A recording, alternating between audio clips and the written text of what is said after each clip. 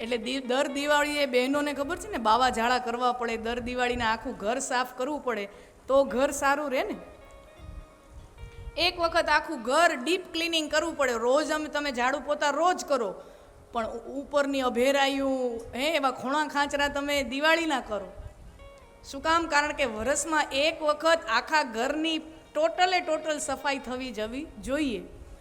એમ આખા વરસમાં એવા અમુક અવસરો આપણને મળતા હોય, આપણી અંદર જામી ગયેલા બાવા ઝાડાને સાફ કરવા સ્વયં પરમાત્મા શ્રી કૃષ્ણ સાવેણી લઈને આવે છે. સ્વયં કૃષ્ણ સાવરણી લઈને આવે છે. અને એ સાવરણી કેવી અને શું કામ? જો આપણે કથા સાંભળીએ એટલે કાન દ્વારા ભગવાન આપણા શરીરની અંદર પ્રવેશ કરે. ભગવાનની મૂર્તિના દર્શન કરીએ. આપણે શું કામ દ્વારકા જઈએ? આપણે શું કામ સોમનાથ જઈએ?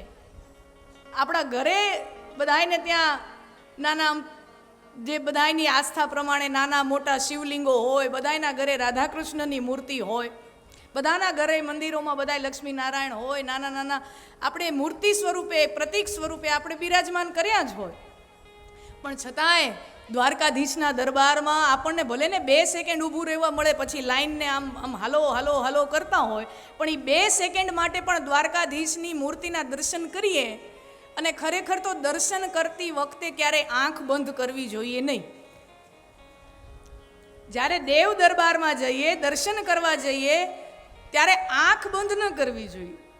કારણ કે પર્યાય અર્થ જ આપણે દર્શન કરવા માટે જઈએ છીએ, એમને જોવા માટે જઈએ છીએ, નિહાળવા માટે જઈએ છીએ કે થોડીક પલ બે પલ માટે પણ ભગવાનની મૂર્તિની આંખ હારે આંખ આપણે મિલાવીએ અને આપણી આંખ દ્વારા પરમાત્મા આપણા શરીરની અંદર, આપણા મનની અંદર પ્રવેશ કરે.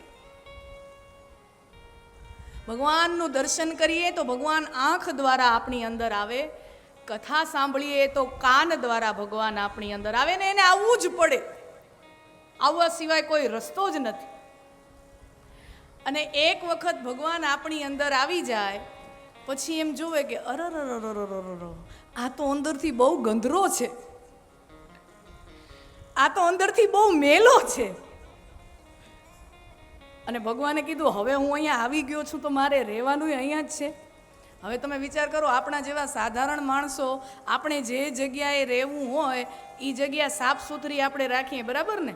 અઠવાડિયું 10 દિવસ ઘર બંધ કરીને આપણે યાત્રાઓમાં ગયા હોય, ફરવા પ્રસંગોમાં કોઈ ગયા હોય, બહારથી આવી તો સૌથી પહેલું બેનો કામ શું કરે? સાવરણી લે. કારણ કે 10 દીમાં ધૂળબૂળ જામી ગયો, એમનો મજા આવે, નીંદર કેમ આવે?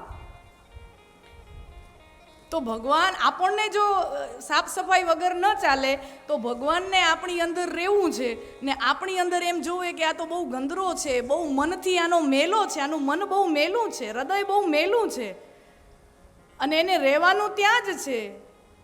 તો પછી ભગવાન શું કરે? ભગવાન હાથમાં હાવરણી લે, લાવો આના મનને ને આના હૃદયને હું સાફ કરું. અને ભગવાનની સાવરણી કઈ? શ્રી કૃષ્ણની સાવરણી છે મોરપીંછ. મોરપીંછવાળી સાવરણી છે. મોરપીંછવાળી સુંવાળી સુંવાળી સાવરણીથી આપણા મનને અને આપણા હૃદયની મલિનતાને દૂર કરે છે. અને જ્યારે સાક્ષાત શ્રી કૃષ્ણ આવીને સાફ સફાઈ કરે, હું ને તમે આપણું મન શું ધોવાના, હું ને તમે આપણું હૃદય શું ધોવાના? આ તો એ કાળિયો નાથ આપણી અંદર આવીને પોતે આપણું મન અને હૃદય સાફ કરી જાય છે. બાકી આપણું કાંઈ ગજું નથી. આપણે શું સાફ સફાઈ કરી શકવાના આપણી? આ તો સ્વયં ઈ ઠાકર આવીને આપણને ધોઈ જાય છે, આપણને શુદ્ધ કરી જાય છે.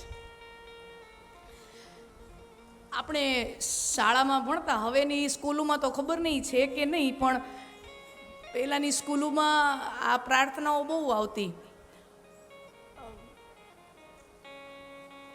ઊંડા અંધારેથી પ્રભુ તું પરમ તેજે તું લઈ જા, અસત્યો માહેથી પ્રભુ તું પરમ સત્યે તું લઈ જા, મહામૃત્યુમાંથી પ્રભુ તું અમૃત સમીપે તું લઈ જા.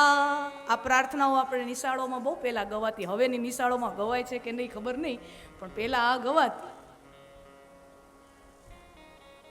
ખરેખર તો ઉપનિષદનું સૂત્ર છે, ઉપનિષદનો મંત્ર છે.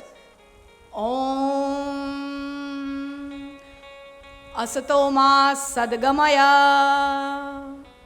તમસો માં જ્યોતિર્ગમય મહામૃત્ય. આ ઉપનિષદનો મંત્ર છે કે અસતોમાં સદગમય, અસત્યમાંથી પ્રભુ તું અમને સત્ય તરફ લઈ જા. અંધારામાંથી તમસોમાં જ્યોતિર્ગમય, અંધારામાંથી તું અમને અજવાળા તરફ લઈ જા. હવે આ તો પ્રાર્થના થઈ. આપણે પ્રાર્થના કરી, આ પ્રાર્થનાનો કોઈ જવાબ હોય તો એ જવાબ છે આ શ્રીમદ ભાગવતની કથા. પ્રાર્થનામાં તો માંગણી કરવાની હોય. પ્રાર્થના એટલે માંગવાનું હોય.